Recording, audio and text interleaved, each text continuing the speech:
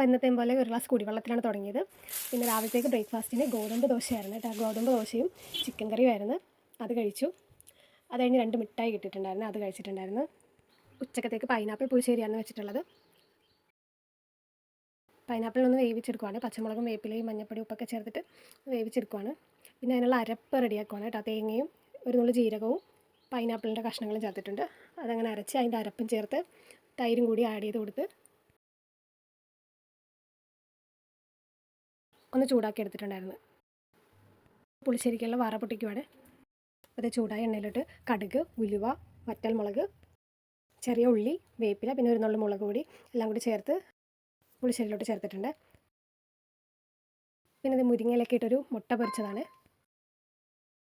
അപ്പോൾ ഇന്ന് ഉച്ചക്കത്തേക്ക് മുട്ട പൊരിച്ചതും പപ്പടവും ചിക്കൻ വറുത്തതും പൈനാപ്പിൾ പുളിശ്ശേരിയായിരുന്നു. അതുകൂട്ടി ചോറ് കഴിച്ചു. പിന്നെ ഒരു പഴം കഴിച്ചിട്ടുണ്ടായിരുന്നു. രാത്രിയിൽ വെള്ളയപ്പവും ചിക്കൻ കറിയുമായിരുന്നു കഴിച്ചത്.